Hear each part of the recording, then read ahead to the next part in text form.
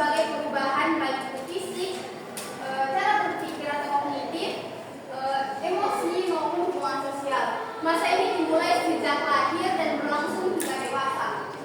Biasanya sekitar usia 18 tahun.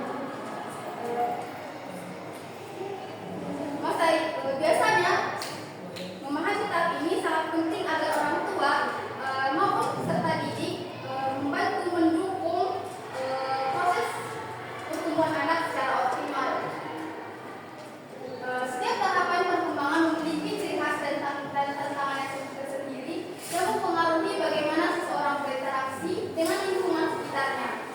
Memahami proses perkembangan ini sangat penting agar orang tua, guru, dan masyarakat bisa memberikan dukungan yang tepat agar anak tumbuh dengan baik.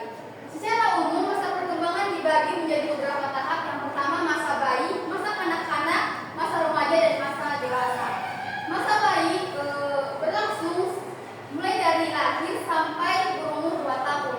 Pada perkembangan ini, perkembangan fisik dan motorik berlangsung dengan sangat pesat. Di sini, bayi akan belajar cara merangkak, berjalan, berbicara maupun membangun interaksi sosial. Membangun ikatan emosional dengan orang terdekatnya. Selanjutnya, masa kanak-kanak. Masa kanak-kanak dimulai sejak umur 2 sampai 6 tahun. Di sini anak-anak akan mulai umur 2 sampai 6 tahun.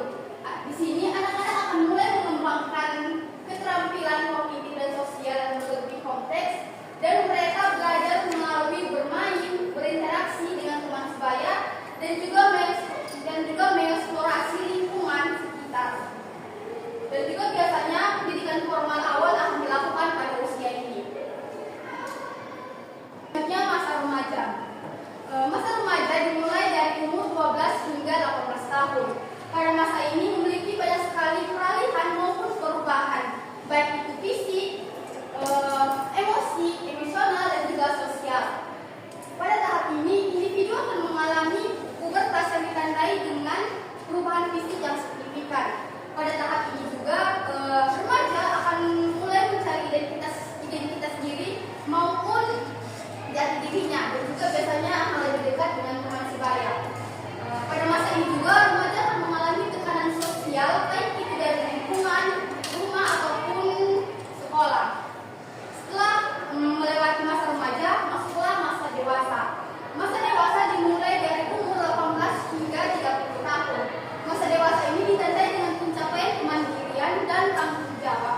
Pada tahap ini, individu akan mengambil keputusan penting terkait pendidikan, karir, maupun hubungan. Perlu diingat, setiap orang berkembang dengan cara dan waktu yang berbeda-beda, tergantung pengalaman tergantung lingkungan, budaya, dan pengalaman masing-masing. Maka sangat penting bagi kita untuk menghargai perbedaan itu dan memberikan dukungan yang sama. Sekian dari saya. Materi selanjutnya akan dilanjutkan oleh pemateri kedua.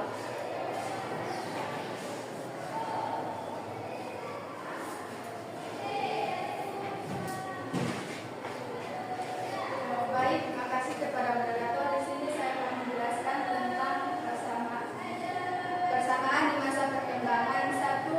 Akses pendidikan terbatas, yaitu menjadi tantangan signifikan. Di sini saya akan menjelaskan tentang akses pendidikan terbatas tentang salah satu masalah yang dihadapi anak usia dini. Selain itu,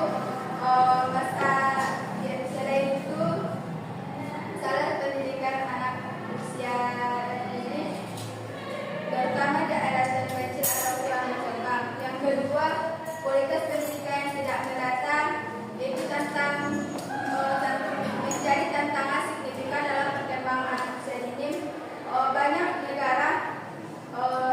negara terdapat kesenjangan yang mencolok antara pendidikan daerah perkotaan atau pedesaan. Yang ketiga, lingkungan keluarga yang kurang mendukung, yaitu dapat berdampak negatif pada perkembangan anak usia dini.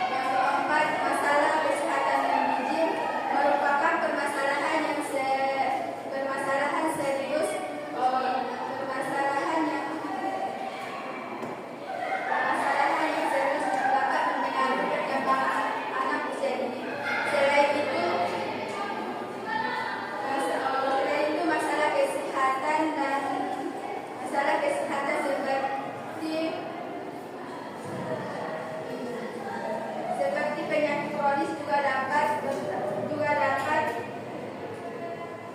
mengganggu proses belajar anak. Yang kelima, penggunaan teknologi yang berlebihan itu kalangan anak usia dini menjadi permasalahan yang semakin relevan di era digital saat ini. Selain itu, paparan terhadap konten yang tidak sesuai dengan internet juga dapat berdampak negatif pada perkembangan mental anak. Yang keenam, stigma sosial dan diskriminasi.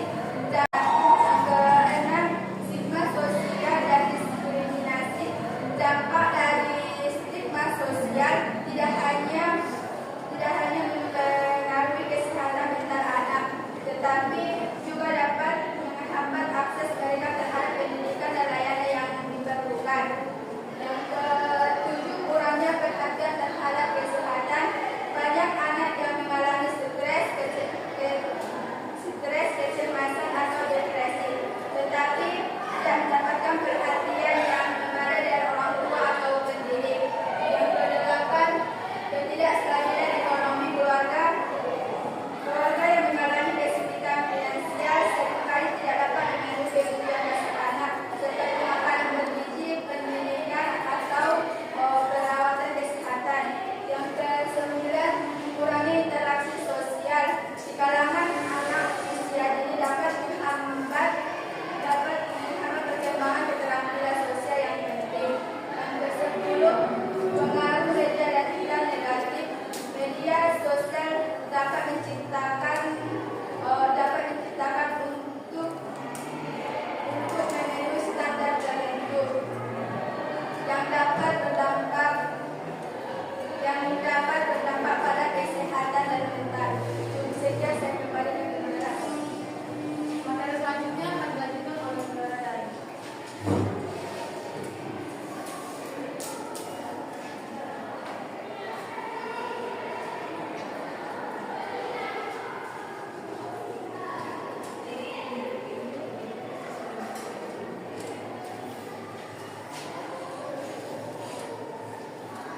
Berupaya untuk mengatasi permasalahan. Yang pertama, meningkatkan akses pendidikan bagi anak-anak di daerah terpencil dan berkembang. Ada tahap usia dan ada tahap usia untuk memastikan setiap anak dapat memulai proses pembelajaran. Yang kedua, meningkatkan kualitas pendidikan. Untuk mengatasi masalah menurunkan kualitas pendidikan yang tidak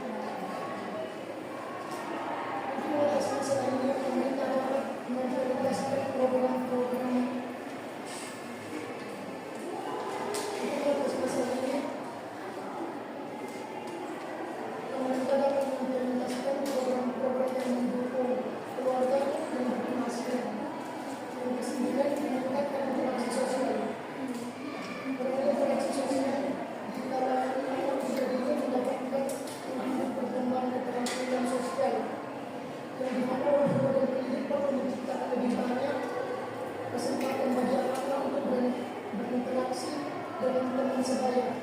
Yang ke-10, pengaruh media dan